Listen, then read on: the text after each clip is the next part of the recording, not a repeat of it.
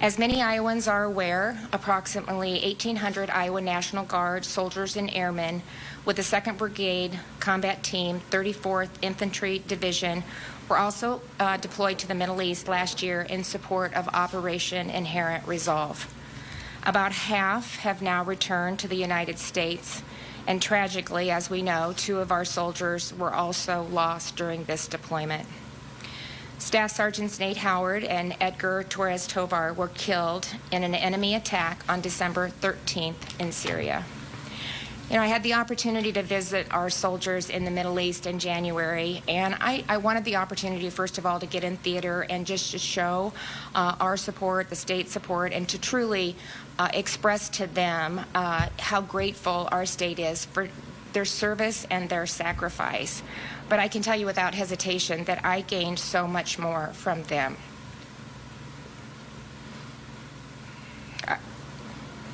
I had the opportunity to see firsthand how critical they are to the mission in the Middle East. And almost at every single stop, they were leading those missions. And I heard over and over how personally committed that they are to it. They believe in the work that they're doing. They stepped forward and they chose to serve, even in challenging and dangerous situations.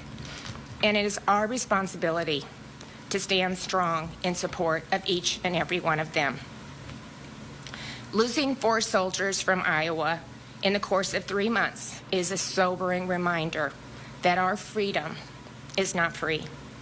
It demands sacrifice and the kind of service that these heroes and their families have made on behalf of all of us. And it's why our support for the men and women who wear our nation's uniform is so important. We owe them not only our gratitude, but our unwavering commitment to stand with them, to care for them, to care for their families, and to honor their service to our state and to our country every single day. So before I open it up for questions, I want you to know just ahead of time, I'm not stalling, I might not be able to answer some of the questions that you might have on this topic because, as I mentioned, this is a federal military component. But my team will be happy to provide everybody with a contact for the U.S. Army Reserve Command Public Affairs Office so that you can reach out directly to them. It's different with the Guard because they answer to me, and so we're able to get the questions, we're able to really lean in and understand what's happening, and it's just a different path that the communication flows with the U.S. Army. So, and they're not doing it intentionally, it's just a different setup. And so we were able to be notified immediately and able to start to drive things. And the communication is good.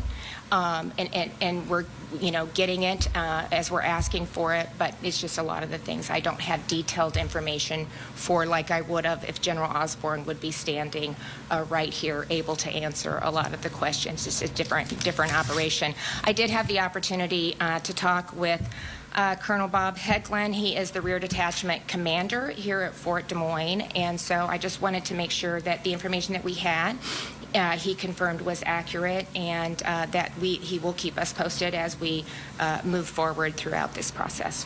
And with that, we'll open it up to questions. Congressman Dunn on social media announced that he had spoke to leaders at that unit and indicated there were 9 wounded soldiers from that unit transferred to a military hospital in Germany. Is that something that you discussed?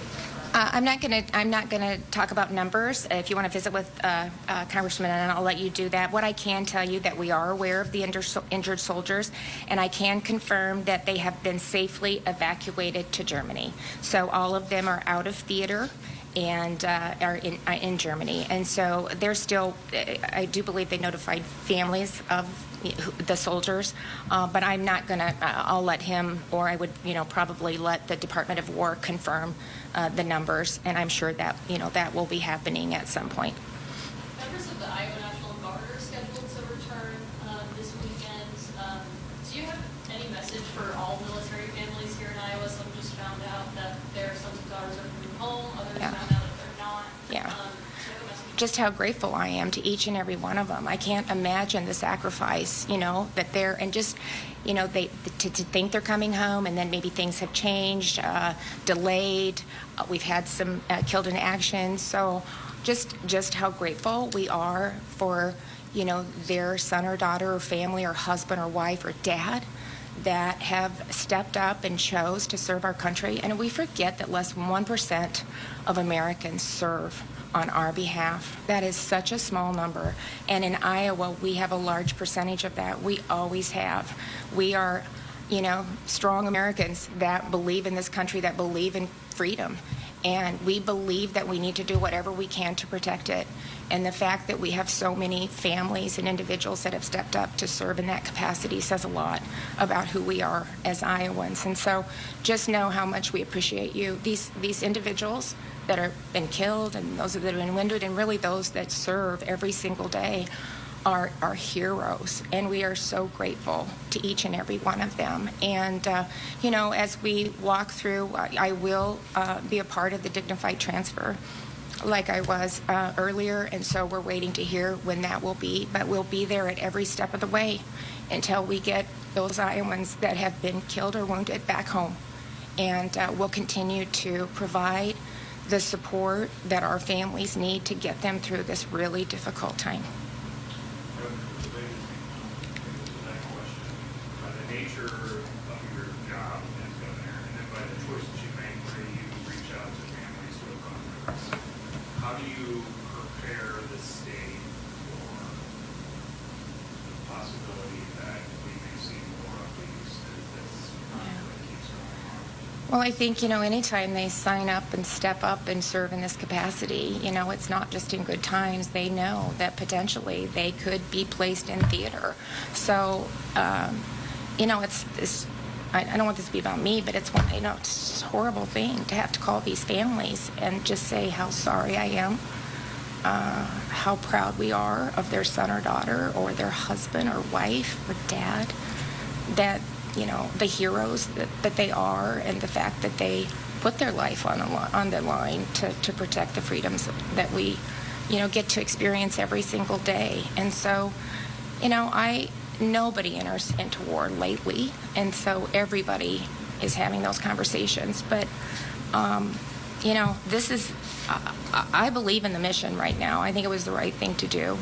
I do. I think, you just look at what Iran has done over the last several years. And so I support what they're doing, and, hopefully we're in and out. I believe that is the goal of this administration. They've made it very clear.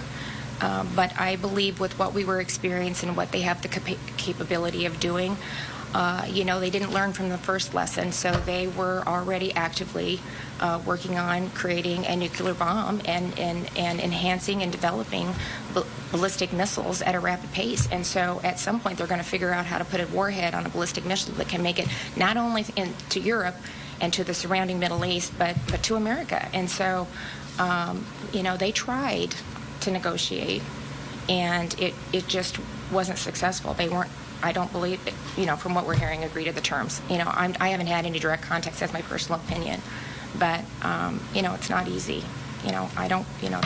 This is the results of stepping in and doing this. But I think, as I said, when I was over there visiting them, every soldier that I talked to believed in the mission, and they were proud to be a part of it and believed they were doing the right thing, the ones that I talked to. So. When you were there, did you have a chance to talk and learn about anything about security procedures that are in place at the bases and kind of like Yeah, I can't really go into those details. A lot of it was confidential, and some of the updates that we were secured information, some of the updates that we were able to participate in. But that's something that's always front and center, I think, in any time that we have the soldiers in theater. That's the number one priority, is to keep them safe. Secretary has said at one of the briefings earlier this week, suggested that maybe the media are making too much front page news of the casualties in order to make President Trump look bad. Do you think there's been too much media coverage of these soldiers' loss, or about right or not enough? I think we need to stand with our soldiers that are in theater right now. We're in war, and we shouldn't be second-guessing that. We need to stand with our families. We need to stand with the men and women who are serving this country, and we need to be supportive of them. There'll be time to do a review, but I think what we need to be doing, and what I hope I reflected in my opening comments, is we need to continue to stand united in support of our men and women that are serving, and especially until we get through this, and especially as we have men and women that are in theater right now. Have you spoken with the president at all? I have not. Are you able to say anything else about the 9 wounded strikers that have been reported, but are they also connected to Fort Des Moines? I'm not at liberty to say that right now. And I don't know, to be honest. I'm trying to think back on the conversations, Dave, and remember what I can say and what I'm not, and I don't know that, to be honest. This is what I've been told that I can share, is that the wounded have been safely evacuated from Kuwait, and they are in Germany. So they are at a safe place right now. We'll take just a few off topic. Governor,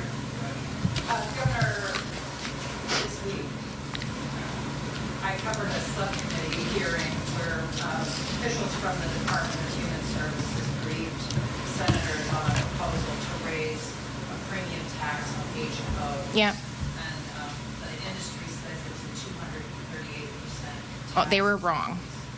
Their numbers were wrong, and I can get you the follow-up information. It is what we said it would be. It is a cost of about $12 million, I think, is actual cost.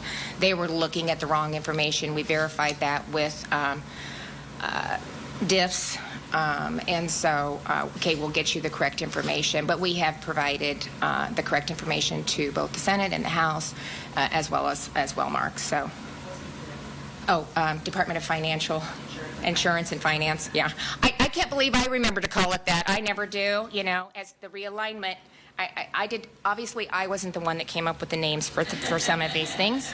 I just want to be clear on that. I don't own that one, but Commissioner Oman is who was directly, and he's the one that they would work through, and so he confirmed that those numbers were absolutely not accurate. What's the argument?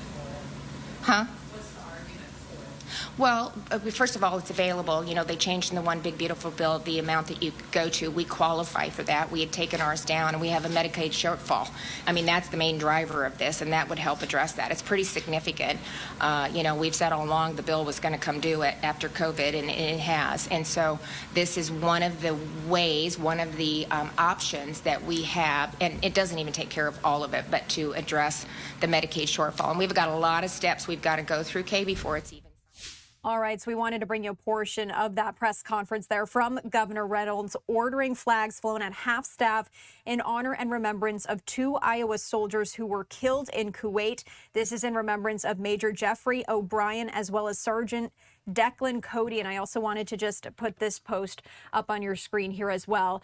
The 6 members of the Army Reserve who worked in logistics and kept troops supplied with food and equipment died Sunday when a drone hit a command center in Kuwait, just one day after the U.S. and Israel launched its military campaign against Iran.